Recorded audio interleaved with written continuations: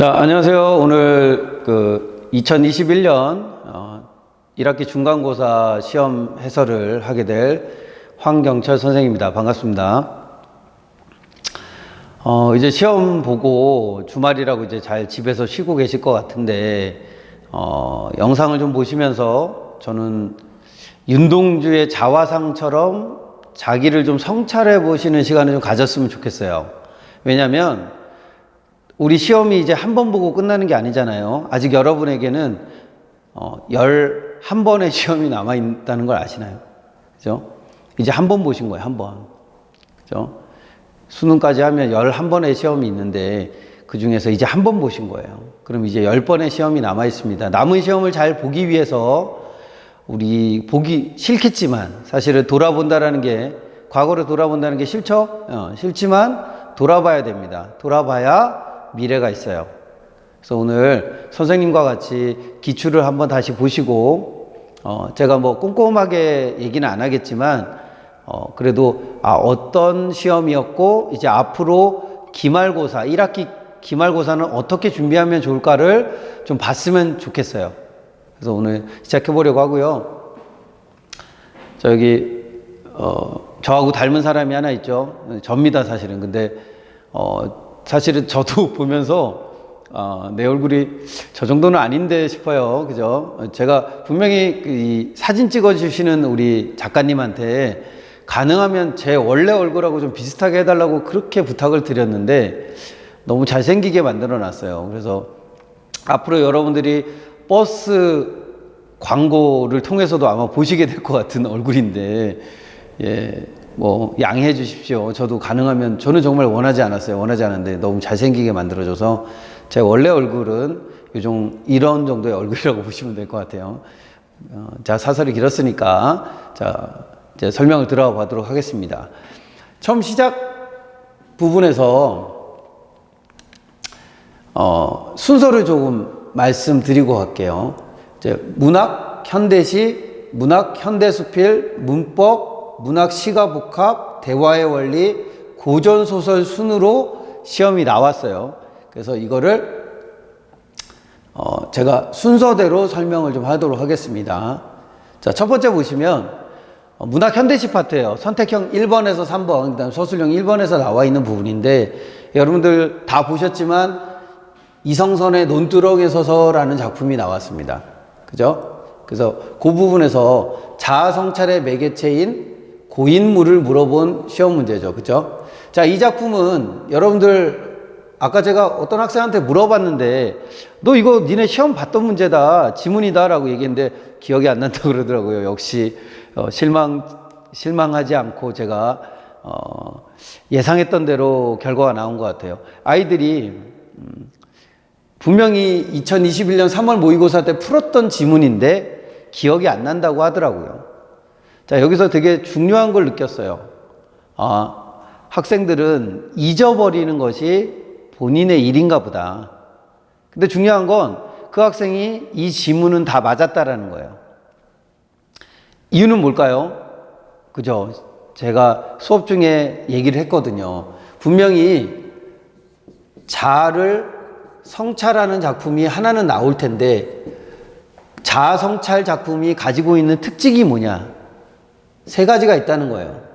현실적 자아하고 이상적 자아하고 분리가 일어나게 될 거다. 또 하나는 이 현실적 자아와 이상적 자아를 관찰하고 있는 자아라는 것이 등장하게 될 거다. 자, 여기까지 이해하면 자아가 분열된다라는 개념을 정확하게 이해할 수 있게 되겠죠. 근데 그것만으로 할 수 없다. 자아 성찰을 하게 되는, 이 분열시키게 되는 매개체가 시험에 나올 거다. 그래서 저하고 학생들하고 이 윤동주, 기본적으로 윤동주 관련 시들을 다 봤어요. 그 학생도 마찬가지로 윤동주 시들을 다 봤죠. 시들은, 현대 시들은 일종의 패턴들을 가지고 있습니다. 주제가 비슷하다면 구성 방식도 크게 다르지 않게, 그죠? 물론 세부적인 내용은 다 달라요. 근데 구성 방식이 크게 다르지 않게 우리가 어떤 유형별로 시를 볼 수 있다라는 점이 있어요. 그래서 선생님이 어떤 시가 나올지 몰랐지만 이런 내용은 나오겠지라고 해서 가르쳤더니 학생이 맞추더라고요.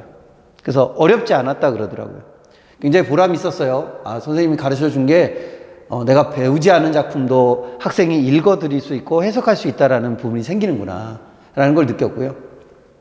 자, 그 외에도 여러분들이 전체적인 흐름을 잡았다면 시어의 해석 부분, 그러니까 나뭇가지나 뭐 새 그림자, 홀로 함께 이런 단어들의 해석이 크게 어렵지 않았을까. 당연히 이 작품에서 늘 떨며 우왕좌왕하던 나는 누구겠어요? 그죠? 우리가 자아 성찰의 작품이 저렇게 분리가 된다는 걸 알고 있었다면 이건 현실적 자아, 무심하고 아주 선명한 건 자아의 화해가 일어나는 상황이구나. 이런 것들을 여러분들이 보게 될 거고, 나뭇가지나 새 그림자가 이게 굉장히 긍정적인 자연물로서의 기능을 하고 있군요. 홀로와 함께는 서로 대비되는 과거와 현재의 모습들이라든가 현실과 이상의 대비겠군요 라는 것들을 여러분들이 충분히 풀지 않았을까라고 저는 생각이 듭니다. 그래서 이 부분이 외부 지문으로 나왔을 때 얼마나 잘 처리했느냐가 저는 중요했다고 보고요. 두 번째, 이제 현대수필 4, 5번하고 서술형 문제 나왔을 때 요거는 사실은 제가 적중시킨 문제라고 해도 될 정도예요. 제가 미리 애들하고 연습했던 문제 중에 하나가 뭐였냐면, 소나무 같은 사람의 유형이 어떤 것이냐. 실제로 이 유형이 구체화된 문제들을 저희가 풀었는데 거의 똑같이 나왔어요. 그리고 쇠와 나무들은 당연히 마지막 주제구를 들어야 돼요. 주제와 관련된 내용이니까 이건 시험에 나올 거다. 이거 외워라. 그런데 그대로 나왔습니다. 다만 좀 제가 이제 오답을 해주면서 아쉬웠던 게 뭐냐면, 제가 서술형을 할 때는 서술형의 질문을 보라 그랬거든요. 근데 질문이 뭐냐면 나무의 비율을 찾아라 였던 것 같아요. 나무의 비율을 찾아라. 그러면 여러분들 외웠던 대로 나무는 그 문명의 폭력성에 의해서 파괴되는 혹은 이렇게 피해를 입을 수 있는 존재라는 개념보다는 여기서 비유한 대상은 사람이란 뜻으로 대답을 하는 것이 가장 중요했던 것 같아요. 그래서 서술형에서 질문에 따라 답이 달라지잖아요, 서술형은.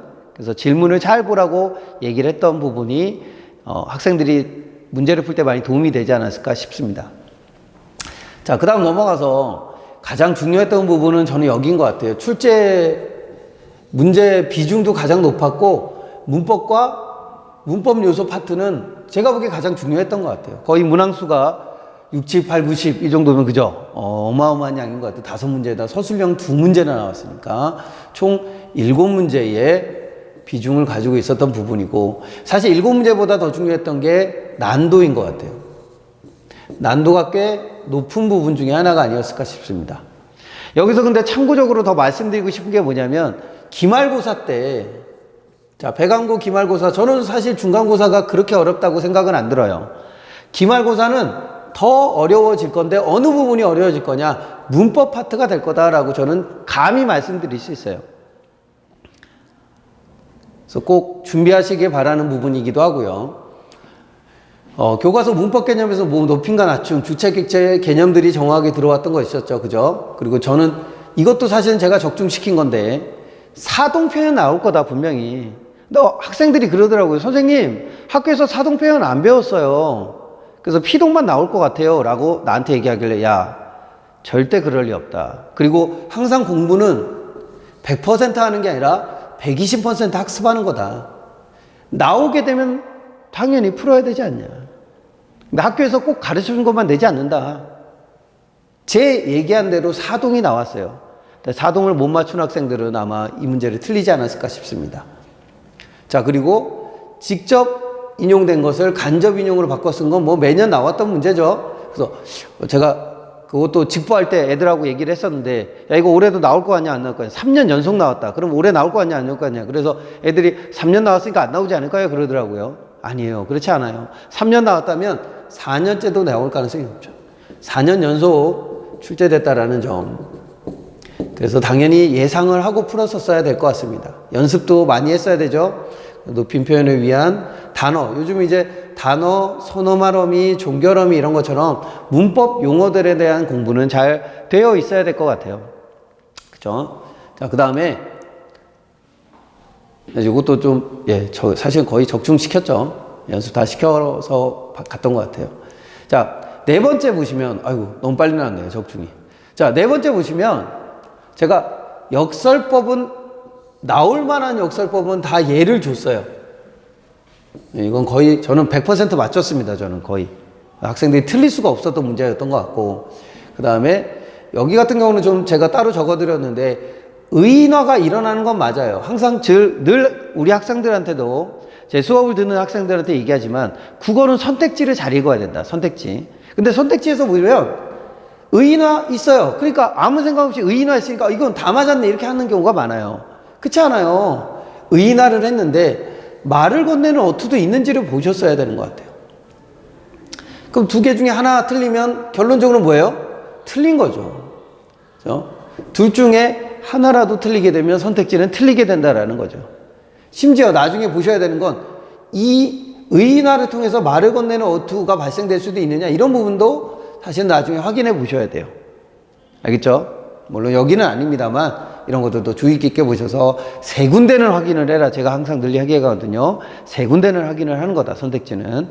아마 학생들이 처음이라 좀 틀리셨지 않을까라는 것이 생각이 들고요. 자, 다섯 번째가 문법 대화의 원리였는데 저는 분명히 나온다고 했습니다. 그죠? 제 수업 들었던 학생들한테 가서 물어보세요. 대화 함축 올해 나올 수 있다. 한 번도 안 냈거든요. 한 번도 안 냈고 대화 함축은 다른 학교에서 냈었던 적이 있어요. 근처 학교에서 냈던 것들이 시험에 반영될 수도 있거든요. 선생님들도 선생님들끼리 시험지를 공유하잖아요. 그러면 당연히 나올 수 있다. 근데 다만 이제 요 대화 함축 부분의 내용에서 이제 요 적용 문제가 나왔죠. 그죠? 지뢰 경률, 관련성의 경률이 나왔다라는 거 잘 참고해 주시면 되고. 자, 마지막으로 문학인데 고전 소설 파트였죠. 여기는 저는 뭐 완전히 뭐까지 맞췄냐면 2어절이다. 3어절로 나올 거다. 그래서 주의할 거는 뭐였다? 이 음절로 나오느냐, 이 어절로 나오느냐라고 주의를 시켜줬었어요, 학생들에게. 그래서 저는 서술형 6번은 당연히 뭐 학생들이 나올 거라고 예상이 됐던 문제니까 다만 정확하게 써라. 어절이냐, 음절이냐 이런 것들도 잘 보라고 말씀드렸고, 그리고 이것도 수업 중에 제가 얘기를 했던 부분인데 개인과 사회의 갈등이다라고 얘기했어요. 그죠? 그래서 국가 간의 갈등이다 그러면 사회와 사회의 갈등이 되는 거니까 그것이 아니고 개인과 사회의 갈등이다. 혹시나 이거 전쟁이니까 전쟁 얘기니까 국가 간의 전쟁 이렇게 하시면 안 된다. 그죠? 자, 전쟁이니까 국가 간 갈등이다 이렇게 하는 건 안 되겠다. 이런 것들이 포인트 문제였던 것 같아요. 나머지 문제들은 좀 평이하고 쉬웠던 것 같습니다. 그래서 이 부분에서 정확하고 깔끔하게 맞춘 사람이 만점에 가까운 성적들을 받았을 거고 굉장히 유리한 고지에 서 있습니다. 그러나 이렇게 하면 시적인 전환이 있죠. 그죠? 시상의 전환이 있습니다. 그러나 여러분들 꼭 아셔야 되는 게 아직 시험이 끝나지 않았습니다. 선생님 무슨 소리예요? 이게 역설법이죠. 시험이 끝났는데 중간고사 끝났는데 끝나지 않았다뇨. 성적표가 나오는 건 기말고사까지 합쳐서예요. 만약에 중간고사를 좀 잘 보셨어요? 95점 이상 나오셨나요? 정말 조심하셔야 돼요. 기말고사 망치면 등급 안 나올 겁니다. 반대로 선생님 저 어떻게 해요? 점수가 너무 안 나왔어요. 괜찮습니다. 기말 때 역전이 가능할 수도 있습니다. 정말 실제 성적은 기말에 많이 갈라질 겁니다. 제 말이 틀리나 한번 보세요, 나중에. 자, 근데 이번 시험은 뭐 사실 외부 지문은 좀 쉬웠다. 저는 이렇게 보고요. 자아성찰적 시로 쉬웠다. 그 다음에 문법이 그나마 가장 어려웠다. 그런데 기말 때는 더 어려워질 거다.